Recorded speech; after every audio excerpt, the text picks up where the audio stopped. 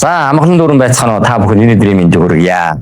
За та бүхэндээ өнөөдөр сэтгэлийн хүчээ мэдэр үндэсний хөтөлбөрийн хүрээнд хэрэгжүүлэх дараагийн нэг хөтөлбөрийг танилцуулах бэлэн болоод байна. За энэ юу вэ гэхээр бид нар Монгол улсынхаа одоо нийт аймаг сумдын нийслэл хот дүүргүүдэд байгаа имлэг аршаан сувлын газруудад зориулсан хамтын ажиллагааны саналыг болвол танилцуулахад ингээд бэлэн болоод байна. За төслийг санаачлагч эдгэрлийн өргөө төрийн бас байгууллага нь бол манай коуч жаргаа багшийн шавнырын сайн дурын санаачлахаар байгуулагдсан ийм төрийн бас байгууллага байгаа. Бид бол одоо бэлэг ойноор ертөнцийг игүүлнэ гэсэн эрхэм зорилготой.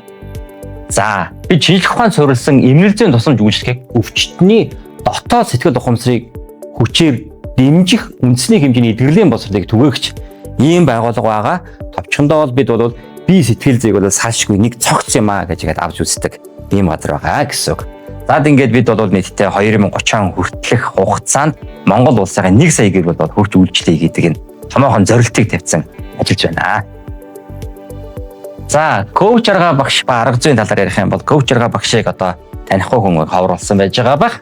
Хөтөлбөрийг санаачлагч эдгэрлийн 10 аргыг үндэслэгч. За багш маань бол өөрийн ээжийн хорт авдартай тэмцэх хүн төцөө сорилтоос альва өвчнийг үүсгдэг хийгээд эдгээдэг хамгийн хүчрхэг хүчин зүйл бол хүний дотоод сэтгэл зүй юм гэсэн гүн ухаарлыг олж арга зүйгээ боловсруулсан ийм хүн бол байж байгаа. За бид бол эмнэлэг биш гэдгийг бол тодтогч хэлж идэг. Бид өвчтнийг өөрийгөө хангаах ухамсарын аргад сургаж тухайн эмнэлгийн одоо үйлчлэгч нарт хурдан одоо эдгэрэх явцад нь дэмжлэг үзүүлэгч ийм одоо хүмүүс болж тарж байгаа. За одоо энд арга бүлгийн тэмдэг харагдаж байгаа бах. Тэгэхээр өнөөдөр одоо хүний хүн өвдсөн байлаа гэж бодоход тухайн хүний өвчин дээр одоо эмчилгээ, эм тариа хийж байгаа энэ бол үндсэндээ арга талын одоо эмчилгээ болж байгаа бол бид бүхний нэг хичээл хөтөлбөр бол тухайн хүний сэтгэл тэр одоо ухамсар дээр нь суурилсан бэлэг талынхын талыг оруулж ирсэн энэ хоёр арга бэлэг нийлж ин цогц байдлаараа тухайн хүний өвчний эдгэрэлд нь маш үр дүнтэй нөлөөлөх энэ аргыг бол одоо хамтарч ажиллая гэдэг саналыг тавьж байгаа гэж ойлгож болох юм байна. За ингээд гурван талын зорилго ингээд нэгдэж байгаа байлаа гэдээ харагдаж байгаа. Тэгэхээр одоо өвдсөн хүн байлаа гэхэд тухайн хүн яах вэ гэхээр өвчнөө эдгэх зорилготой эмчлэгчийн хувьд тэгвэл эмнэлэг соёлын газрын хувьд тухайн өвчнийг нь эдгэж өгөх чанартай үйлчлэг үзүүлэх ийм зорилготой байгаа бол эдгэрлийн дасгалжуулалт гэж энэ хөтөлбөр нь тухайн хүн өөрийнхөө өвчний үндсэн суур шалтгаан болсон тэр сэтгэл зүйн шалтгаанаа хичээл хөтөлбөрүүдийг сонсох, бясалгал хийх явцдаа олж илрүүлээд эмнэлэг одоо суураараа өвчний эдгэхэд нь дэмжиж байгаа. Эдгээр энэ гурван талын зорилго нэгдэж байгаагаар бол их онцлог харагдаж байгаа юм аа. Шинжлэх ухаанд суурилсан эмнэлзэн эмчилгээнд дээр дотоод сэтгэл ухамсарын хүчийг нэмснээр тогтвортой хурдан эдгэрэлт явнаа гэсэн. За эмчилгээг дэмжих шинжлэх ухааны үндслүүд нь юу байна бэ гэхээр манай эдгэрлийн дасгалжуулалт хөтөлбөрт 10-аас 12 арга байдаг. Түүнээс одоо дурдах юм бол дуун бясалгал, эдгэрлийн бясалгал, эдгэрлийн төг сонсох гэх зэргийн хичээлүүдийг сонсохоор тухайн хүн дээр юу болдог вэ гэхээр төв мэдрэлийн системийн альфа ба дельта долгио нь бол идэвхжиж мэдрэлийн системийн парасимпатик хэсэг нь бол сэргдэг юм байна. Үүний үр дүнд юу болдог вэ гэхээр кортизол буюу стрессийн даавар бол буураад эсийн төвшөнд нөхөн сэргэх үйл явц бол хурдсдаг. За тэгээд өөрөөрөө хангаах үйл явц бол идэвхждгээрээ одоо энэ үйл явцыг өнөөдөр маш олон судалгаа шинжилгээгээр бол ингээд хүмүүс судлаад шинжээд нотолсон ингээд зүйлүүд бол байж байгаа.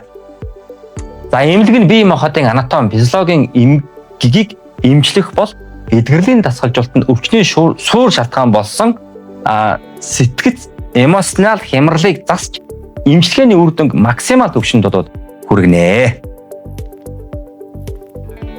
За тэгвэл энэ одоо хамтралыг дэлхийн тэргүүлэгч эмнэлгүүд хэрхэн одоо ашиглаж байгаа юм гэхээр маш олон одоо жишээ бол байж байгаа юм байна. Маш эртнээс бол энийг туршаад үдцсэн одоо ингээд үр дүнгууд бол интернет сайхан бол өчнөөр ингээд гарч ирж байгаа юм байна. За манай урт өвөр Монголд гэхтэл бол нагуун бэлэг эмчийн энэ хичээл хөтөлбөрийг бол төрийн бүх эмнэлгүүдийн төрөөс нь дэмжиж одоо улсын эмнэлгүүдийн хажууд танхим гаргацсан хичээл хөтөлбөр сонсоход ингэж хамтарч ажиллаж байгаа жишээтэй. Товчхондоо бол манай дэлхийн эрүүл мэндийн байгууллагаас бол бясалгал сэтгэл заслыг эмнэлгийн системд албан ёсоор нэвтрүүлэх зөвлөгөөг 2019-2025 он одоо хэрэгжүүлэх стандарт төлөвлөгөөнд одоо тусгацсан ийм зөвлөмжийг бол гаргацсан байж идэг юм байна. За тэгвэл бид бүхэн яаж одоо хамтарч ажиллах вэ? гэхээр бол маш их товчхон байж байгаа гэсэн үг. За даваагаас бямб гаригуудын хугацаанд бол бид нар өдөрт 2 удаагийн давтамжтайгаар 2 цагийн хичээл хөтөлбөрийг бол бэлтгэсэн байж байгаа. За энэ хичээл хөтөлбөрийг явуулахад яг үгээр эмнэлэг талаас бол одоо 10-аас доошгүй судалтай сургалтын танхимыг бол бидний эмнэлэг соёлын талаасаа гэсэн үг. За ноутбук дэлгэц интернетийн орчин бүрдүүлнэ. За суралцагчдын бүртгэл хөтлөх, хичээлийг эхлүүлэх, за үнэлгээний хуудсыг бүгдүүлэх энэ ажлыг хариуцах бол манай эдгэрлийн өргөө төрийн бас байгууллагын зүгээс мэргэжлийн чиглүүлэгч багш бүх хичээлийг цахимаар бол өдөртөж явуулна. За хичээлийн бүх контент, аудио, видео материалыг бол хариуцсан танхимын ашиглалт техник ашиглалтын одоо бүрэн дэмжлэг үзүүлнэ. За сар бүр одоо үр дүнгийн тайлан одоо ингээд гаргаж явах. Энэ ажлыг бол бид нар хариуцъя гэж санал болгож байна. За ингээд бидний хамтран үйл ажиллагааны үр дүнд хамтрагч байгууллага болон тухайн одоо үйлчлүүлэгчид ямар одоо үнц нь бий болох юм бэ гэхээр эмнэлэгт одоо хэтж байгаа хүнд бол эмчилгээнээс бусад одоо сул цагууд их байдаг болвол тэр сул цагийг үр дүндээ ашиглаж байгаа гэсэн үг. Тэгэхээр яг хөө зөвхөн физик биш сэтгэл зүйн давхар эмчилгээ хийгдэх бүрэн эдгэрлийн шинэ стандартыг бол нэвтрүүлж байна гэсэн. За брэнд ба өрсөлдөөн Монголын анхны интерактив эрүүл мэндийн төв болох давуу тал эрдэм шилгээний судалгааны түнш байгууллага гэж бодож байгаа гэсэн үг. За хүний нөөцийн хувьд тухайн байгууллагын эмч совилогч нар нь бол тухайн одоо үйлчлэгч нартайгаа хамтраад цуг одоо үн төлбөргүйгээр одоо бяцлал хичээл сонсох боломжтой. Ингэснээр одоо тухайн ажилчдын одоо ажлын байрны стресс буурдаг гэдэг одоо нотлохоо судалгаанууд байж идэг юм байна. За санхүү ба буйны үйл гэж байгаа. Тэгэхээр манай энэ хичээл хөтөлбөр тухайн одоо эмнэлэгт идэж байгаа соёлд амарч байгаа хүмүүс одоо хамрагдсанараа бол тодорхой хэмжээний буйны өглөг өгнө. Тэгэхээр тухайн өглөгийн 30%-ийг бол эмнэлэг тал хойрлаа, 70% нь бол энэ хөтөлбөрийг одоо амжилттайгаар 1 сая гэр бүл түргэх тэр санд бол ингээд төлөвлөх юм байнамаа. За тэгвэл одоо цаашдаа хэдүүл яаж хамтарч ажиллах вэ? Яаж хамтар ажиллагааг эхлүүлэх вэ гэхээр эхлээд яг бид нар уулзаад саналтай танилцаад байгууллагын нөөц боломжийг бол тухайн байгууллагын нөөц боломжийг тодорхойлно.